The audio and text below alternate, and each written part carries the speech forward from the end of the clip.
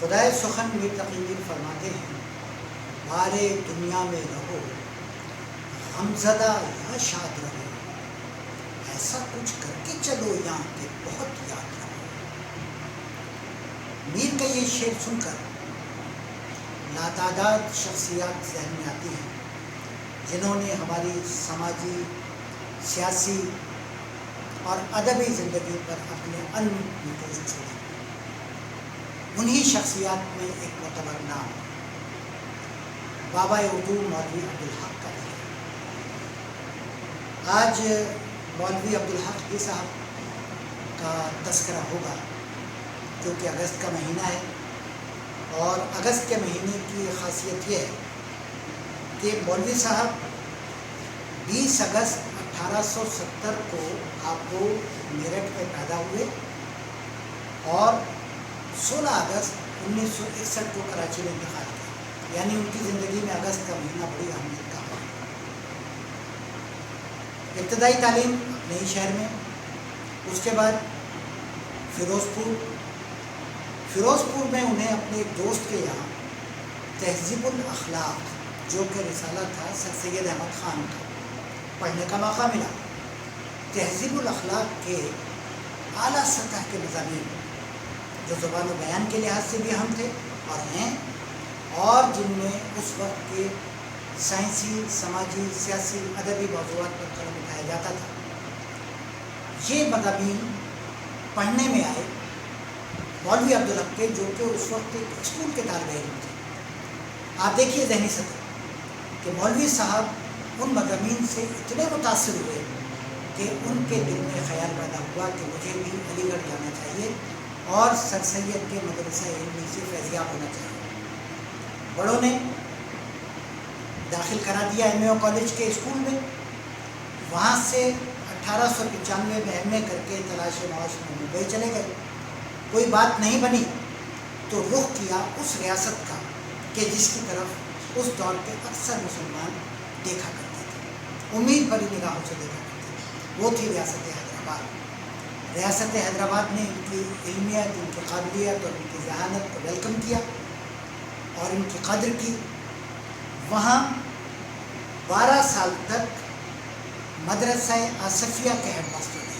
مدرسہ آصفیہ وہاں کا ایک معتبر تعلیمی ادارہ تھا، اور آج کل کی طرح بے شمار تعلیمی ادارے اس دور میں نہیں ہوا کرتے تھے، گنتی کے ہوتے تھے، اور ان کا ایک وقار اور اعتبار ہوتا تھا۔ 12 سال تک ہیڈ ماسٹر رہے، پھر ان کی خدمات ہوم ڈپارٹمنٹ کے حوالے کر دی گئی، جہاں ترجمے کا کام کرتے رہے۔ پھر ڈائریکٹر تعلیمات کے عہدے پر ترقی ہو گئی۔ جب جامعہ عثمانیہ سے پہلے اورنگ آباد میں ایک کالج قائم کیا گیا تو اس کے پرنسپل شپ کے لیے بھی خدائے فعال مولوی عبدالحق کا نام تھا۔ اچھا، ادھر 1912 میں انجمن ترقی اردو کو نئے سیکریٹری کی ضرورت پڑی، تو بھی پورے بر صغیر میں، پورے ہندوستان میں اس نوع کی قابلیت کا حامل جو شخص دکھائی دیا وہ عبدالحق تھے۔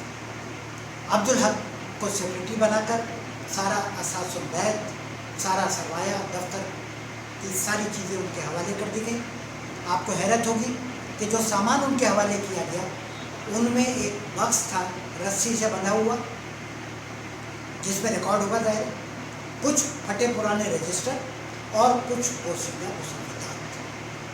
یہ تھی انجمن ترقی اردو، جس نے بعد میں پورے ہندوستان میں اپنا سکہ جمایا۔ مولوی عبدالحق نے شب و روز کی محنت کے ذریعے اس مردہ جسم میں وہ روح پھونکی کہ انجمن ترقی اردو کا نام بر صغیر کے کونے کونے میں چمکا۔ پھر 1930 میں جامعہ عثمانیہ میں اردو کے پروفیسر ہوئے، مگر ایک شرط، اس حیثیت کے حامل شخص تھے کہ اپنی شرط منوا سکتے تھے۔ حکومت حیدرآباد دکن سے انہوں نے شرط یہ منوائی کہ میں اردو کی ایک معیاری ڈکشنری ترتیب دینا چاہتا ہوں، اس کے لیے ایک بڑے ادارے کی ضرورت ہے، بڑے سرمایہ کی ضرورت ہے۔ اگر آپ 10 سال تک وہ سرمایہ فراہم کر سکتے ہیں تو میں آپ کی یہ نوکری قبول کروں گا، ورنہ مجھے انکار ہے۔ حکومت نے تسلیم کر لیا تو جامعہ عثمانیہ جو کہ انہی کی تجویز پر یونیورسٹی قائم کی گئی تھی، اردو کی پہلی یونیورسٹی جہاں میڈیکل انجینئرنگ اور عام تعلیم اردو ہی میں دی جاتی تھی، تو اس میں ایک دارالترجمہ جب قائم کیا گیا تو اس کی سربراہی، اس کی نظامت بھی انہی کے حصے میں ہے، اور سینکڑوں کتابیں مختلف علوم کی اردو میں ترجمہ ہوئی جو آج بھی ہمارے لیے مشعل راہ ہیں اور ہمارا سرمایہ ہے۔ 1936 میں سیاسی حالات میں کچھ ایسی تبدیلی رونما ہوئی کہ اردو اور ہندی کا نزاع پیدا ہو گیا اور اس کو ایک سیاسی مسئلہ بنا دیا گیا، لہٰذا مولوی عبدالحق کو مجبوراً جامعہ عثمانیہ کی پروفیسری چھوڑ کر انجمن ترقی اردو کے دفاتر منتقل کرنا پڑے دلی، جو کہ ہر طرح کی سرگرمیوں کا مرکز تھا اور جہاں رہ کر اردو کے تحفظ، ترقی اور اس کی بقا کی جنگ بآسانی اور جدید ہتھیاروں سے لڑی جا سکتی تھی۔ لہٰذا مولوی صاحب دلی پہنچ گئے۔ دلی پہنچ کر انہوں نے کئی ایک کام کیے۔ اس سے پہلے یہ رسالہ اردو بھی نکال چکے تھے، اس کا ذکر بھی ضروری ہے، جو ریسرچ جرنلز میں عالمی سطح کا ایک ریسرچ جرنل آج بھی مانا جاتا ہے، اور قواعد اردو کی ترتیب کا کام بھی، اس کا صحرا بھی مولوی عبدالحق کے سر جاتا ہے، وہ کہ مولوی صاحب سے پہلے درجنوں قواعد لکھی گئی جن میں یورپینز نے بھی لکھی اور ہندوستان کے لوگوں نے بھی لکھی، لیکن ان میں سے بیشتر قواعد وہ تھیں جو کہ اردو کے نقطہ نظر سے نہیں لکھی گئی تھی، بلکہ عربی، فارسی، انگریزی یا ڈچ یا اطالوی کے نقطہ نظر سے وہ قواعد ترتیب دی گئی تھی۔ تو مولوی صاحب کی لکھی ہوئی قواعد اس لحاظ سے بڑی اہم ہے۔ پھر مولوی صاحب کے خطبات کی اہمیت، انہیں بار بار کانفرنسوں میں بلایا جاتا تھا، مختلف سیمینارز میں انہیں شرکت کرنی ہوتی تھی، تو کبھی یہ رسمی تقریر نہیں کیا کرتے تھے، ہمیشہ بڑی تیاری سے، بڑے مدلل طریقے سے اپنے موقف کو پیش کرنے کے لیے پورا ایک خطبہ تیار کر کے لے جاتے تھے، اور وہ تمام خطبات الحمدللہ اب یکجا شکل میں موجود ہیں۔ ان خطبات کی ادبی، سماجی، تاریخی اہمیت اپنی جگہ مسلم ہے۔ ان کے مختصر تبصرے مختلف کتابوں پر، مختلف دواوین مرتب کیے، مختلف متون مرتب کیے، ان پر ان کی تنقیدات یہ بھی موجود ہے، کتابی صورت میں شائع ہو چکی۔ ہزاروں خطوط بلا مبالغہ لکھے جن میں بہت سارے مرتب ہو کر کتابی شکل میں موجود ہیں، اور بہت سارے ہنوز اشاعت کے طلبگار ہیں، ابھی ان کی اشاعت ہونا باقی ہے۔ انجمن ترقی اردو کو پاکستان بننے کے 2 سال کے بعد پورے اپنے سرمایے اور ساری کتابوں کے ساتھ کراچی لے آئے، اور خود بھی کراچی میں رہ کر اردو کی خدمت کا بیڑا اٹھایا۔ یہاں پر انہوں نے ایک منصوبہ بنایا اردو یونیورسٹی کا، اردو کالج قائم ہو گیا جو آج اردو یونیورسٹی کی سطح پر ترقی پا چکا ہے۔ ان کے دیگر علمی ادبی کاموں میں ڈکشنریز ہیں، لغت کبیر کا کام انہوں نے شروع کیا جس کی ایک جلد کراچی میں آ کر چھپی، اور اسی کو بنیاد بنا کر حکومت نے جو ادارہ قائم کیا تھا اردو لغت کا، جس کی آج 23 جلدیں داد و تحسین پا رہی ہیں، ان کی ابتدا میں بھی مولوی عبدالحق کے کام کا بڑا دخل ہے۔ ابتدائی مدیران میں، ابتدائی سربراہان میں مولوی عبدالحق شامل تھے۔ انگلش اردو ڈکشنری بے شمار لوگ اس سے فائدہ اٹھا رہے ہیں۔ اردو کی نشر و نما میں صوفیہ کرام کا کام ان کا وہ مقالہ ہے کہ جس نے اردو تاریخ کو، اردو کی ادبی تاریخ کو روشن کیا، اس کے بہت سارے ابہامات کو، اشکالات کو دور کیا، اور آج یہ تحقیق کا ایک بڑی روشن مثال ہے۔ پھر دکنیات کے حوالے سے مولوی عبدالحق کا جو کام ہے اس کو تو ہم کسی صورت نظر انداز نہیں کر سکتے۔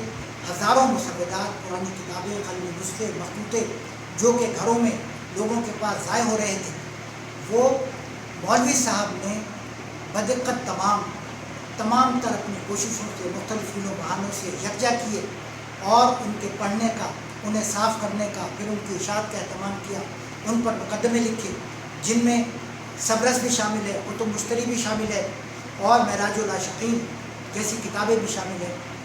تو یہ مختصر وقت ایسا نہیں ہے کہ اس میں ان کے تمام کاموں کا احاطہ کیا جا سکے۔ آخر میں ایک دلچسپ بات اور آپ سے عرض کرنا چاہوں گا کہ مولوی عبدالحق کو مقدمہ باز کہہ کر پکارتے ہیں بعض لوگ۔ یہ مقدمہ بازی وہ نہیں ہے جس کا تعلق عدالت کچہری سے، بلکہ اس سے مراد یہ ہے کہ انہوں نے اتنے مقدمے لکھے، اتنے علمی اور تحقیقی مقدمے لکھے مختلف کتابوں پر، کہ انہیں مقدمہ باز کہنا بالکل بجا ہے۔